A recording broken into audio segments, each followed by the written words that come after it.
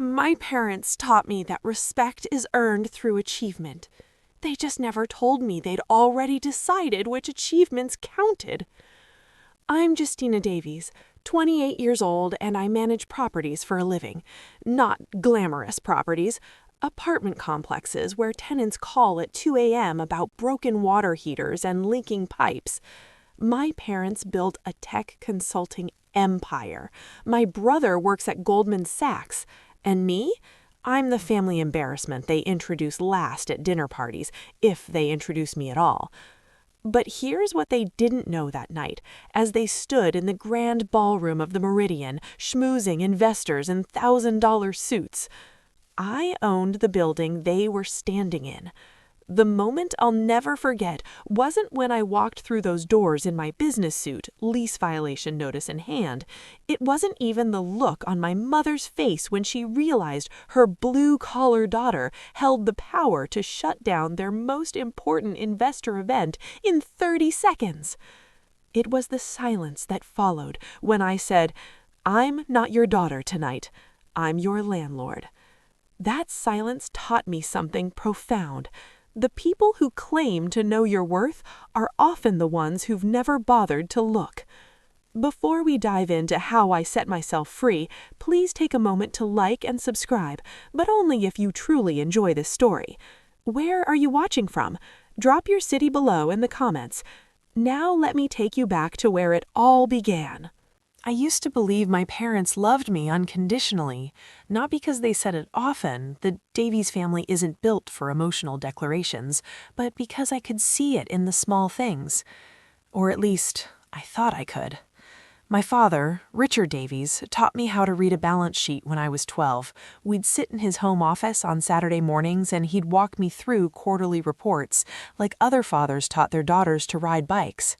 "Numbers tell stories, Justina," he'd say, tapping the spreadsheet with his fountain pen. "Learn to read them and you'll never be fooled by anyone." My mother, Victoria, was different. Where my father dealt in logic, she dealt in appearances. But even that felt like love back then. She'd pick out my clothes for school presentations, style my hair for family photos, coach me on which fork to use at formal dinners.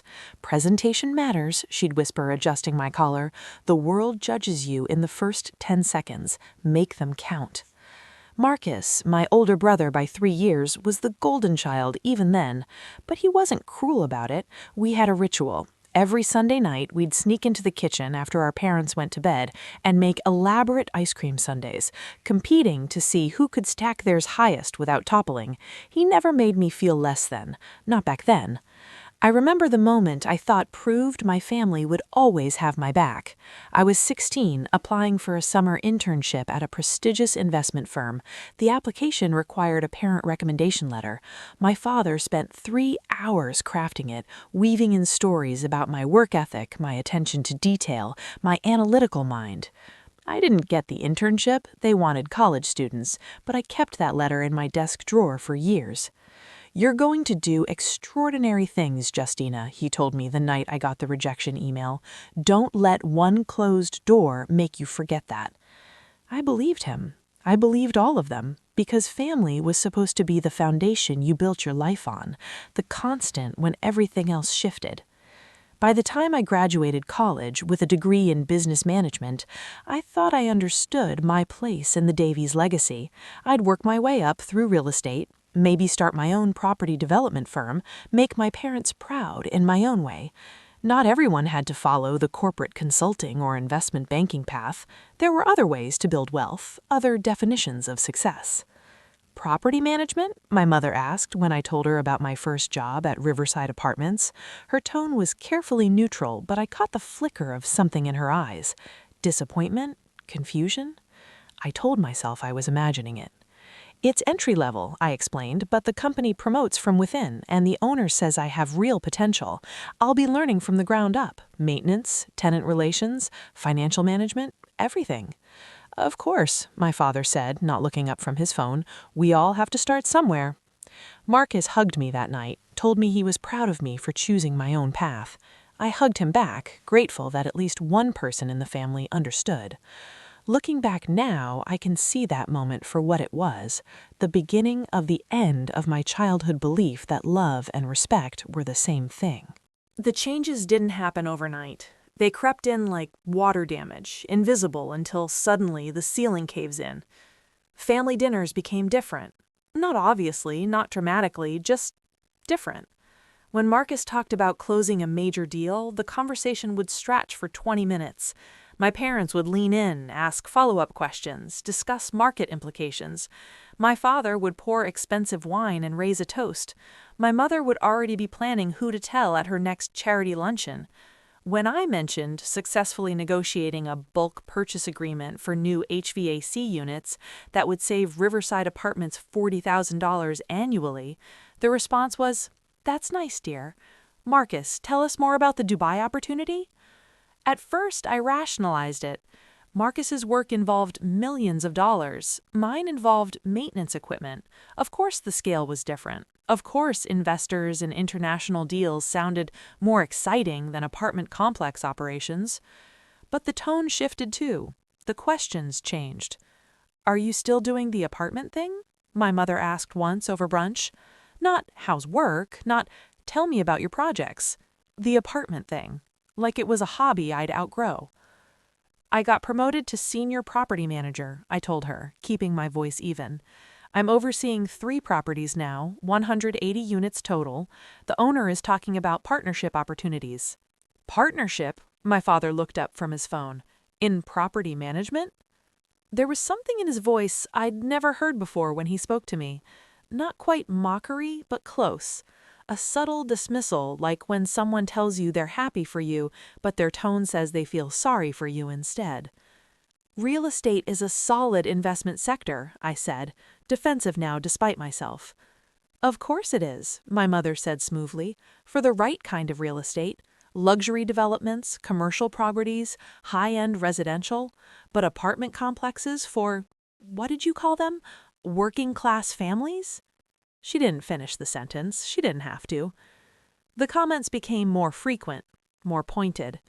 At Marcus's birthday dinner. At least one of our children understands the value of ambition. At Thanksgiving.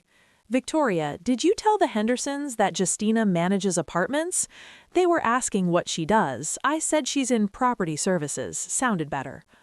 At Christmas. "When are you going to do something that actually uses that business degree, Justina?" I started showing up to family dinners less often. When I did come, I said less, shared less. The enthusiasm I'd once had for talking about my work, the satisfying challenge of turning around a struggling property, the pride in helping families find stable housing, the thrill of my first real estate investment, all of it shrank into silence. "You've been quiet lately," Marcus said one evening, catching me alone in the kitchen. "Everything okay?" I almost told him, almost explained how our parents' words had started to feel like paper cuts, small enough to dismiss individually but cumulatively bleeding me dry. Instead, I smiled. "Just tired. Long week." He nodded, believing me because it was easier than digging deeper.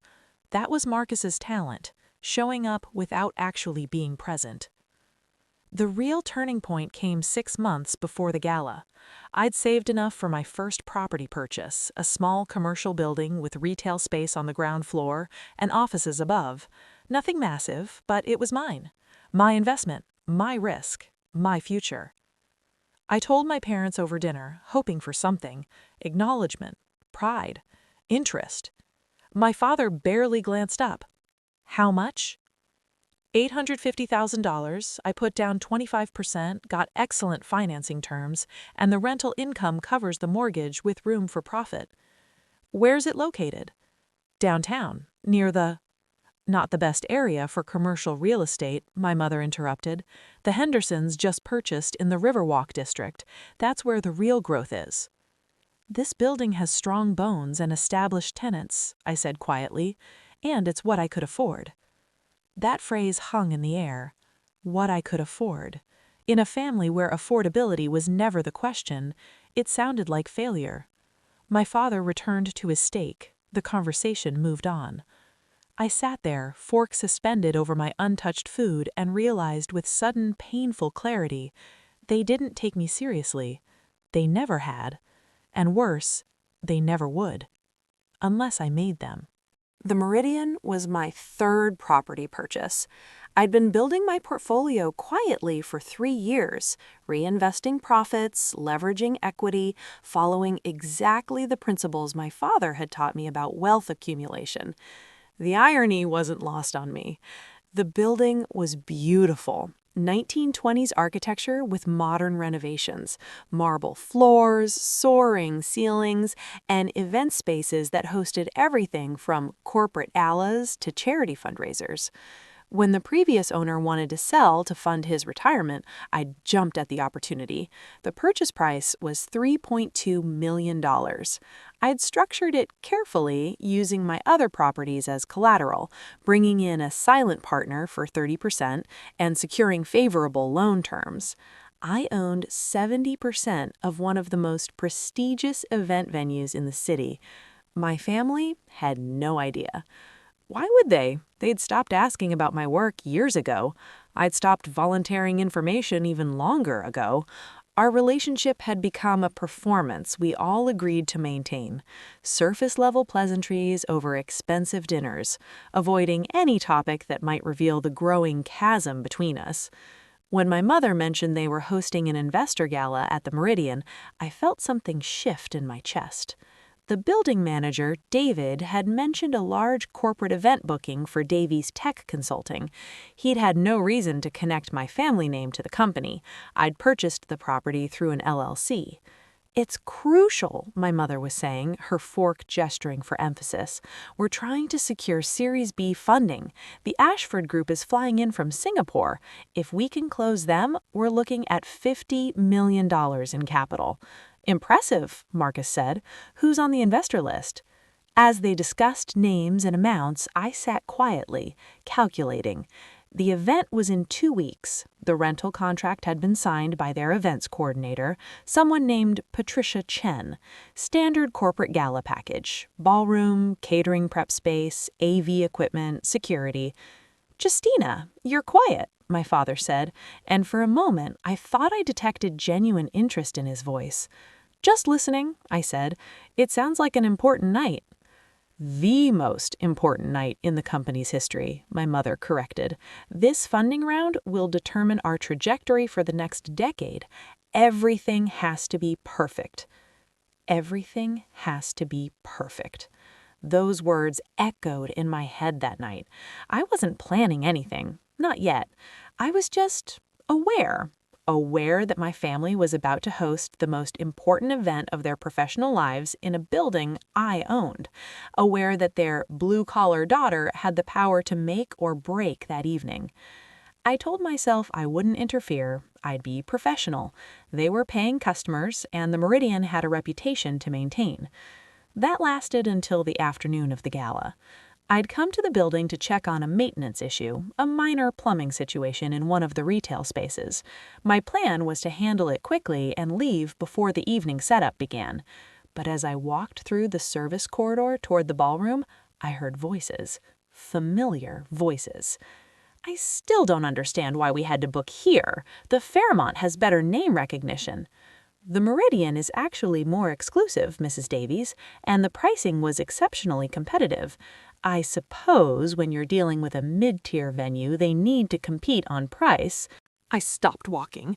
I was around the corner from them, invisible but close enough to hear everything. "The space is beautiful," Patricia said, "and the ownership has been very accommodating." "Who owns it?" my father asked. "A private real estate investment group, very professional operation." My mother laughed, and the sound cut through me.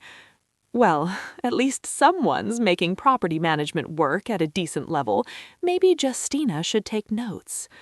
The words landed like a physical blow. "Speaking of Justina," my father said, and I heard the scrape of a chair, the rustle of fabric. He was moving around the space, probably inspecting the AV setup.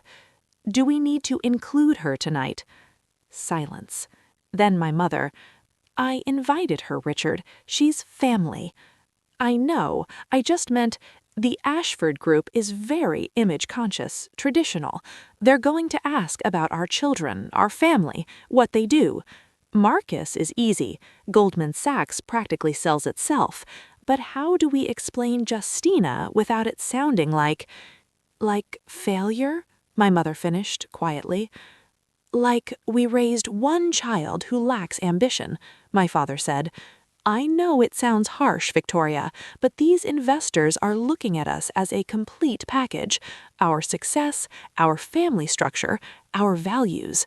When they hear we have a daughter who manages low-income housing, she's a property manager, Richard. That's not the same as... It's glorified janitorial supervision, he interrupted. Let's not pretend it's something it's not. Glorified janitorial supervision. The words my father spoke about me, his daughter, to a stranger planning his party in my building?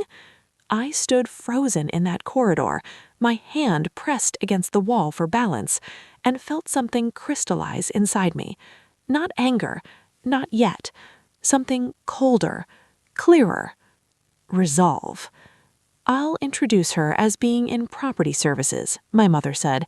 Keep it vague. Honestly, she probably won't even show up. She's been avoiding family events for months. Can you blame her? That was Marcus's voice, and for a flash of hope, I thought maybe he was defending me. She knows she doesn't fit our world. The hope died instantly.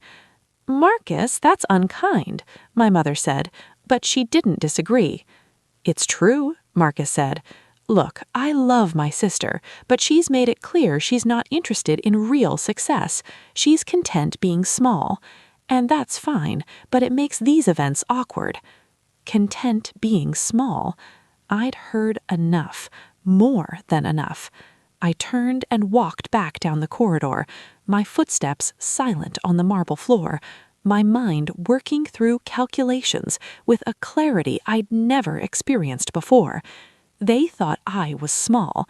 They thought I was beneath them.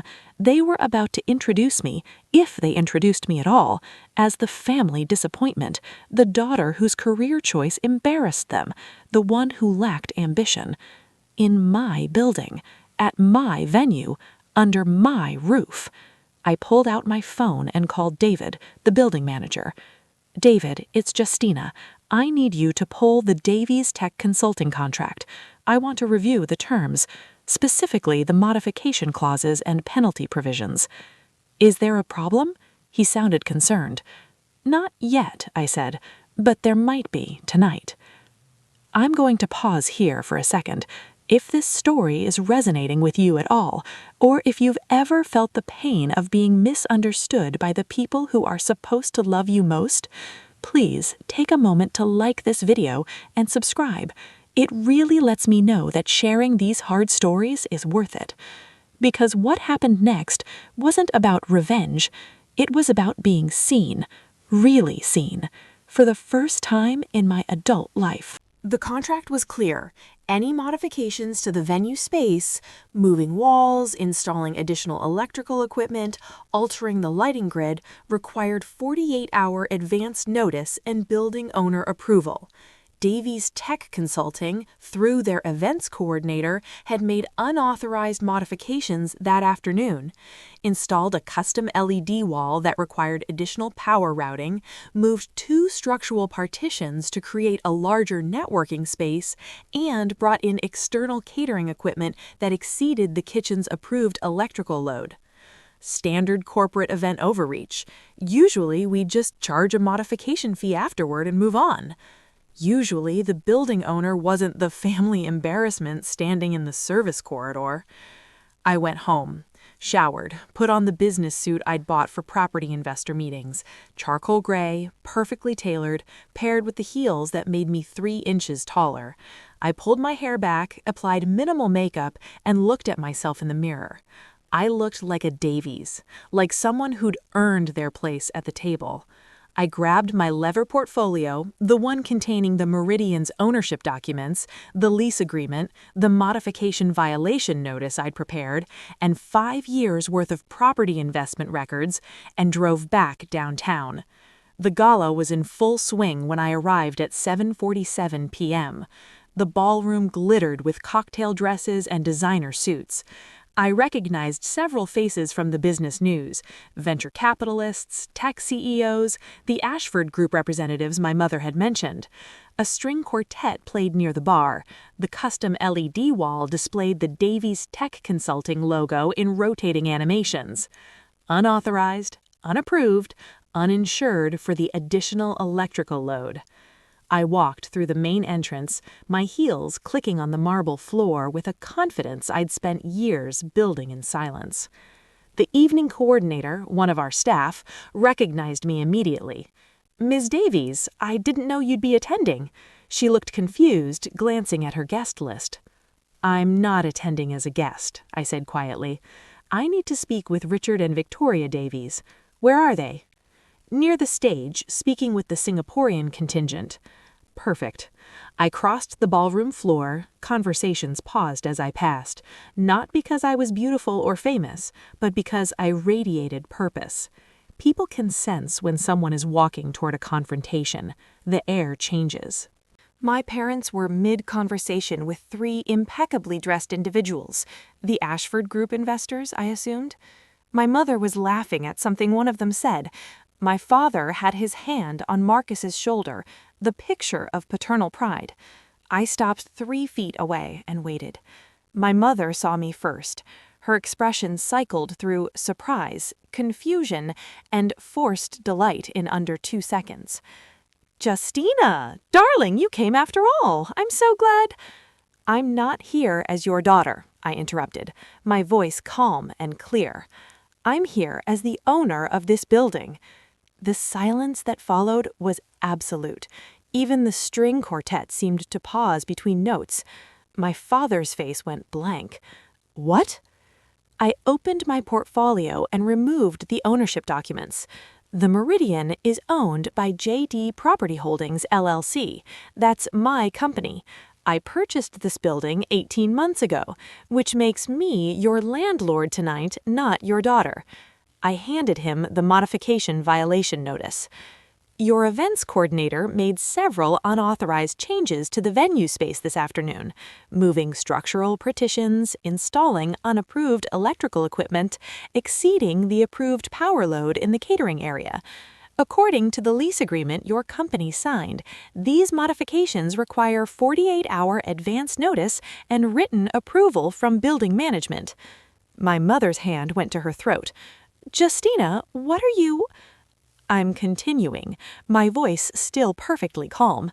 "The penalty for unauthorized modifications is outlined in Section 7.3 of your contract. It's $5,000 per violation or immediate event termination at the owner's discretion." One of the Ashford Group investors, a woman in her 50s with sharp eyes, was watching me with undisguised interest. My father's face had turned red. "You can't be serious. You can't possibly—" "I'm completely serious, Mr. Davies. Your company violated the terms of your lease. I have the documentation right here, along with time-stamped photographs of the unauthorized installations."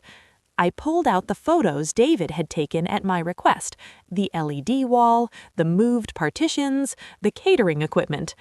"Now," I said, meeting my father's eyes for the first time since I'd learned to read balance sheets in his office, "we can handle this one of 2 ways.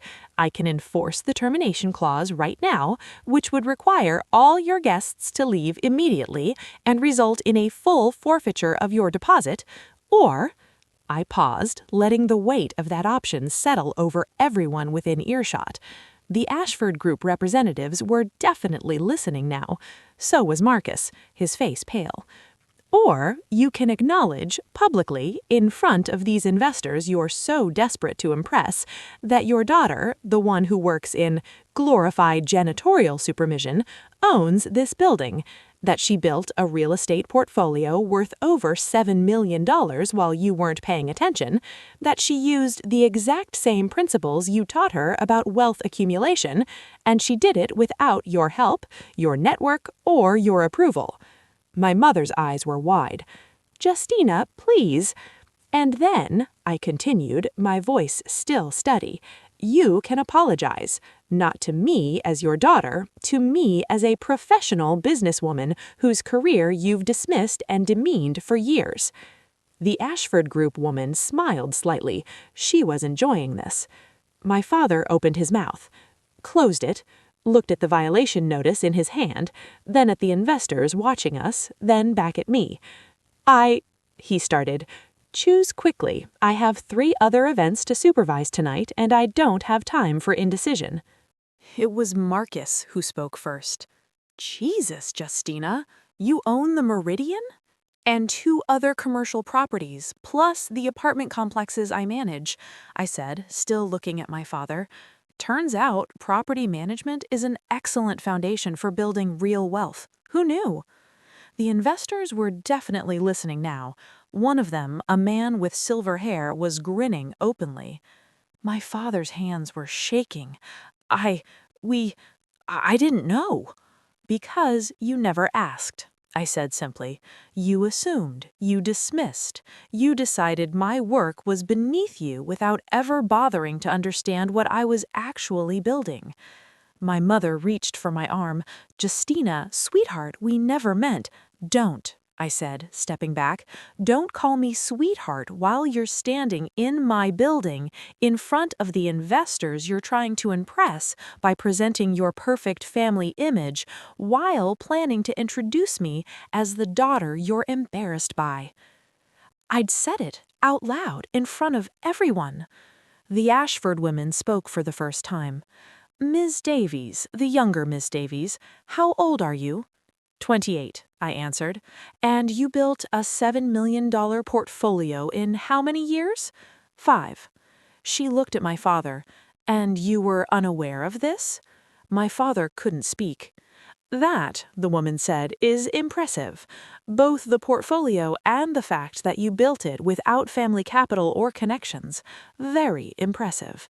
She extended my hand to me. "Sandra Ashford, I'd love to discuss your investment strategy sometime. We're always looking for emerging real estate talent." I shook her hand, maintaining eye contact. "I'd be interested in that conversation." "Good." She turned to my father. "Richard, I think we should continue our discussion later. This has been enlightening." And just like that, the power in the room shifted. The Ashford Group investors were looking at me with respect. Other guests were pulling out phones, probably Googling my company. My parents were standing frozen, their carefully constructed evening crumbling around them. I looked at my father one more time. "You taught me that respect is earned through achievement. You just never told me you'd already decided which achievements counted. I'm giving you one chance to correct that now." The ballroom was completely silent. My father's voice, when it finally came, was barely above a whisper. "I'm sorry." "Louder," I said, "and be specific." He closed his eyes, opened them. When he spoke again, his voice carried across the room. "I'm sorry, Justina. I'm sorry for dismissing your career, for not recognizing your achievements, for—" he swallowed hard, "for being a terrible father." My mother was crying now, quiet tears running down her carefully made-up face. I nodded once. "The violation fee is $15,000 for the 3 infractions. I'll invoice your company on Monday. The event can continue." I turned to leave. "Justina, wait!" Marcus reached for me. I stopped, looked at him. "You said I was content being small. You were wrong. I was never small. You just weren't looking." And then I walked out of that ballroom, my head high, my portfolio clutched against my chest, and I didn't look back. My phone started ringing before I reached my car. Marcus, then my mother, then my father. I sent them all to voicemail. I drove home in silence, parked in my building's garage, one of the properties I managed and partially owned, and sat in the darkness for 20 minutes. Then I cried. Not from sadness, from release. I'd been carrying their dismissal for so long, I'd forgotten what it felt like to stand straight up. The aftermath was messy. Family confrontations always are. My parents showed up at my apartment the next morning. I almost didn't let them in. But there's a difference between setting boundaries and building walls, and I was trying to learn where that line lived. We sat in my small living room, the one I'd furnished myself with carefully chosen pieces from estate sales and online markets, and had the hardest conversation of our lives. "We didn't know," my mother said for the 10th time. "Justina, we genuinely didn't know." "That's the problem," I said quietly. "You didn't know because you never asked. You never asked about my properties, my investments, my business strategy, my 5-year plan. You assumed you knew what my career was, and you decided it wasn't worth your attention." My father sat with his hands folded, his usual confidence completely absent. "I failed you." "Yes," I said, "you did. Can you forgive us?" I thought about that question for a long time before answering. "I don't know yet. I know I can't forget, and I know I can't go back to pretending everything is fine when it's not." My mother nodded, tears streaming down her face. "What do you need from us?" "Honestly, distance, time, and a genuine commitment to changing how you see me.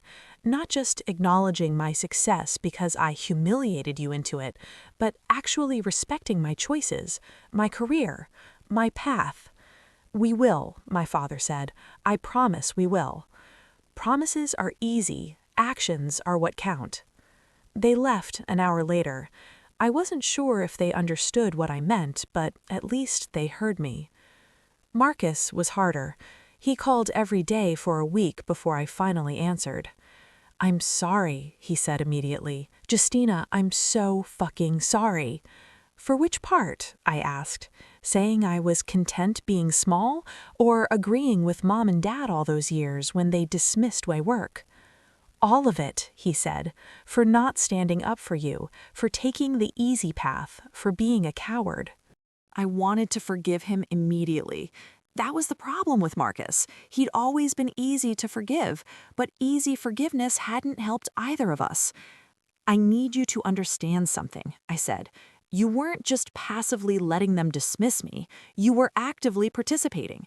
Every time you stayed silent when they made a comment, every time you agreed that my career wasn't as important as yours, you were choosing their approval over my dignity."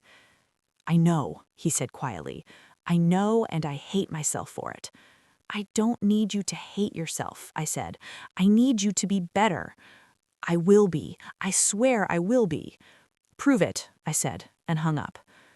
The calls kept coming, the apologies kept coming, and slowly, painfully, I started to believe some of them might actually mean it. But believing them and trusting them were different things. I started therapy the week after the gala. I'd put it off for years, telling myself I was fine, I could handle it, I didn't need help processing my family dynamics. But the confrontation had cracked something open inside me, and I needed help understanding what was spilling out. My therapist, Dr. Rebecca Chen, was blunt in the way I needed. "You've been seeking their approval your entire adult life," she said during our 3rd session. "Even while building a successful career completely independent of them, you were still waiting for them to notice, to validate you." "Is that wrong?" I asked.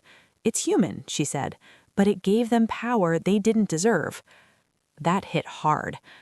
Over the following months, I started to rebuild my sense of self that wasn't defined by my family's opinion.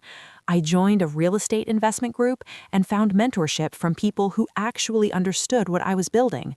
I took advanced courses in property law and commercial development. I networked with other young investors and discovered a community of people who respected ambition in all its forms. I also started writing, Just for myself at first, journal entries processing the years of dismissal, the patterns I'd internalized, the ways I'd shrunk myself to avoid conflict. But writing became a tool for understanding, for reclaiming my own narrative. The business grew too. Sandra Ashford followed through on her interest. We met for coffee, discussed my investment strategy, and she ended up introducing me to several commercial development opportunities. Within 6 months, I'd closed 2 new property acquisitions and partnered on a mixed-use development project. My parents heard about it, of course. They wanted to celebrate, take me to dinner, show me off to their friends. I said no. I appreciate the gesture, I told my mother over the phone, but I'm not interested in being celebrated now that my success is visible enough to impress your friends. Where was this enthusiasm when I was managing my first apartment complex? Justina, we're trying.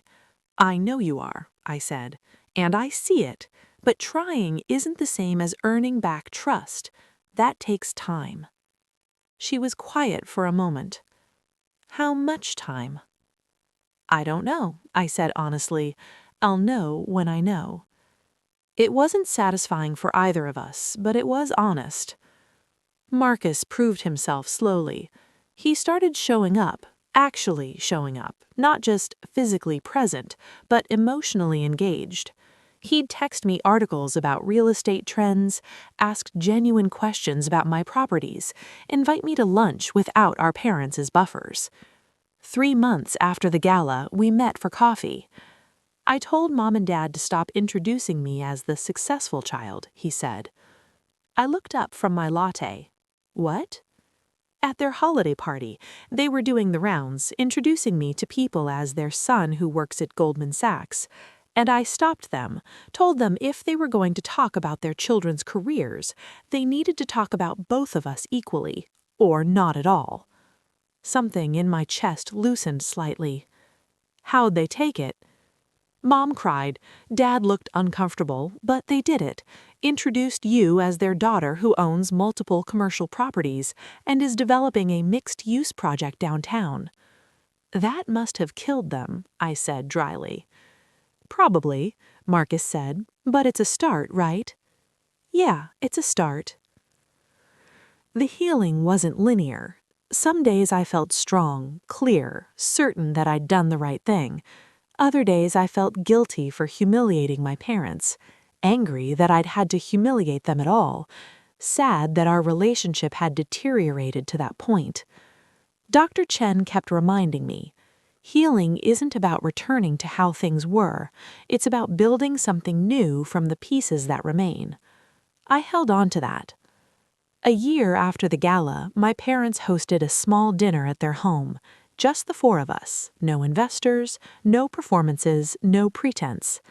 My father asked me to walk him through my business model, not condescendingly, genuinely interested. I did. We spent 2 hours discussing property acquisition strategies, market trends, risk management. It felt like those Saturday mornings in his office when I was 12, learning to read balance sheets.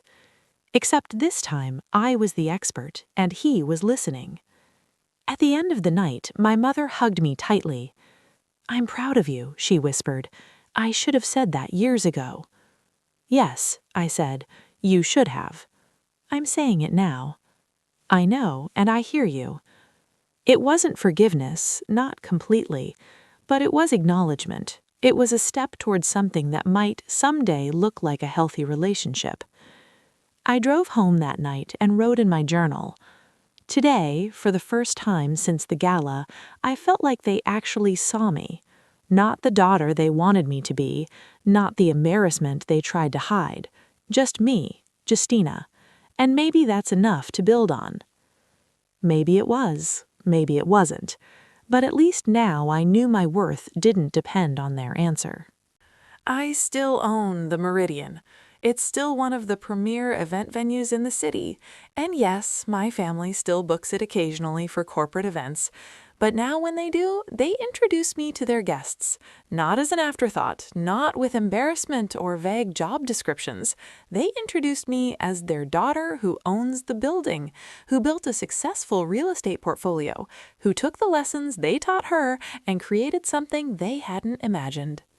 Sometimes my mother still slips, still says things that reveal her old patterns, her ingrained beliefs about what success should look like, but she catches herself now, apologizes, tries to do better.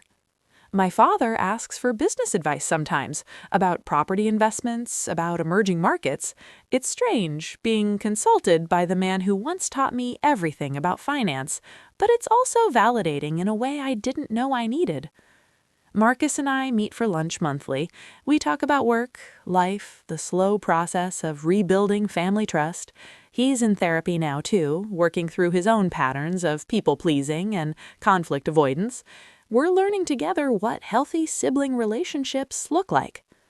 But the biggest change isn't in them, it's in me. I no longer wait for permission to be proud of myself. I no longer shrink my achievements to make others comfortable. I no longer measure my worth by whether my parents understand what I do. I learned something profound that night in the ballroom. The people who claim to know your worth are often the ones who've never bothered to look, and their blindness says everything about them and nothing about you. My career isn't glamorous by some people's standards. I still get calls at 2 a.m. about broken water heaters. I still negotiate with contractors and chase late rent payments. I still do the unglamorous work that my parents once dismissed as beneath our family. But I also own 7 properties worth over $12 million combined. I employ 43 people. I provide housing for hundreds of families. I'm developing a mixed-use project that will revitalize an entire downtown block. I built all of that while my family wasn't watching, and when they finally looked up and saw what I'd created, they had to reckon with their own blindness. That reckoning hasn't healed everything, probably never will completely, but it opened a door that had been closed for years. These days, when I walk into a room, any room, whether it's my own building or someone else's, I walk in with my head high. Not because I need to prove anything to anyone, but because I finally, fully believe in the worth of what I've built. The girl who used to sit in her father's office learning to read balance sheets would be proud of the woman I've become, even if it took her family years to notice. And honestly, that's the only opinion that really matters. This was another story from Revenge Room, where we turn pain into purpose and betrayal into balance. If you've ever felt invisible to the people who should see you most clearly, know this: your worth isn't determined by their vision. Build your empire in the shadows if you must, and when you're ready, step into the light on your own terms. Please don't forget to subscribe and join us for the next transformation. Have you ever been betrayed by someone who was supposed to protect you? How did you rebuild trust? Share one moment in your healing journey that changed everything. I'd love to hear your story in the comments below.